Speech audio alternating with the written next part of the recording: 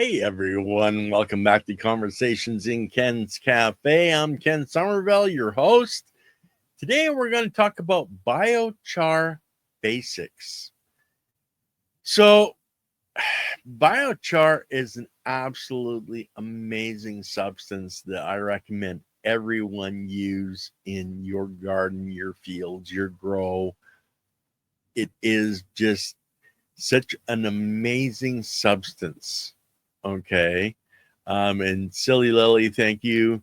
Um, Biochar is a stable solid rich in carbon that is made from organic waste material or biomass that is particularly combusted in presence of limited oxygen, which is what is called pyrolysis. Or oh man, I'm probably not pronouncing that right, but pyrolysis is basically the no oxygen environment. What I want to do first, though, guys, is touch on a little bit of the history of biochar. Where did this stuff come from? Who discovered it? Why has it become what it is today? So, if you want to look up the foundation of biochar, you have to look for terra preta. This is or different areas in the Amazon rainforest that have a massive biology built into that structure. Hi, Bohemian. Back in the hundreds and hundreds of years ago, the Spaniards went down and they were sailing on the Nile. They went through areas and found civilization with millions upon millions of people, huge, massive cities in the Amazon rainforest. With today's technology, they found that they had built up islands and they were literally flooding areas for cultivation. Sego, Supernessa, they had this massive agricultural civilization in the Amazon rainforest. When the Spaniards went down there, unfortunately, they introduced pathogens to the indigenous population that existed there. And unfortunately, like what happened to the natives in North America, when those pathogens were introduced, a lot of people lost their lives because they didn't have the biology that could fight against those pathogens. They'd never ran across them before. So their bodies succumbed to the diseases. This is where the golden cities and the rush to the Amazon to find these cities of gold came from. We can extrapolate from the information that those golden cities were potentially at the end of the season where the fields looked like gold. So wheat fields that looked golden and sparkled in the sunlight. This civilization had cities with millions of people in them. So why do I go on to this? Everybody that is in the cannabis industry or in the military knows that to get rid of odor, we use charcoal filters. We pass the stinky air through, and the carbon grabs those molecules and holds onto that odor so that it doesn't permeate out into the environment, especially in the days where cannabis was illegal. The carbon filter was a way to capture that odor so you weren't going to get caught.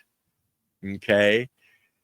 So come to today's civilization, and they found in different areas pieces of land that were amazingly full of biology and were self-replicating. Now, what do I mean by self-replicating? Folks, you got to understand that once the biology reaches a certain point in a soil structure, it can literally maintain itself. It produces what's called lignin. With that lignin, hey, Cake, the biology is producing its own food and energy source. So it doesn't have to rely on Mother Nature dropping leaves and composting. It actually can produce enough matter in its structure itself to replicate and keep the biology happy. Terra preta is mined in the Amazon. They go out and they mine a certain amount from a field and sell that in the cities, yet the next year it has grown back without mankind interfering. When they dug this stuff up, they found a lot of different materials in these beds of terra preta. One of the big ones was hunks of charcoal, full of biology, which becomes biochar. That is where biochar came from, and the understanding that it's full of biology is helping with the continuous growth of these terra preta fields. Now, I want you to think about this seriously. It doesn't matter if it's a small village, a small town, a small city, a large city. We have to take care of waste. We have to have garbage dumps. We have to, have these areas where our waste materials are going. So these cities back then had waste material. One of the other substances they found in terra preta was a lot of broken pottery. So in my mind, and this is my conjecture, outside of these cities, they dug huge pits, just like we do, and they were putting their garbage and their waste in there. That's why you have broken shards of pottery, not full pots. This, I believe, was actually their garbage dump. They were putting in the human waste as well into these. They were using charcoal that they made to stop the odor from permeating into the city. So in the middle of Europe, in the Middle Ages, they had the chamber pots, clay pots that they made because they were cheap to make. And that's where they would do their night soils. And then the servants would come, take that, and they would dump it out into the mizzen pit. Okay. The mizzen pit was the garbage dump.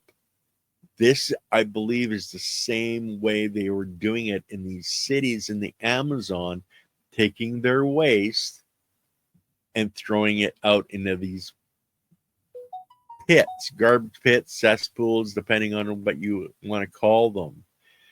This was where they were dumping out, any rotten vegetation that they had, organic material, etc. That, I believe, is where these terra preta pits came from. Because understand, in the Amazon rainforest, the soil structure is only a few inches deep that's actually supporting the life there. Once you remove that, you're down into sand and it doesn't have any real growth potential. So Ken said the Nile instead of the Amazon. Actually, I believe it's the Nile River that runs through that section, but I could be wrong. I've been wrong before. I'll be wrong again. But Billy Arrow, glad to see you here. When you consider that these areas are full of junk and garbage, then you start to go, oh, well, maybe this is possible. Now, these are just my conjectures, folks. There's no proof of this other than if you're setting up a military camp. One of the things you do is you throw charcoal into your cesspool to cut the odor. That's where I learned this, and that's where, hey, Jason, this really the thought came from.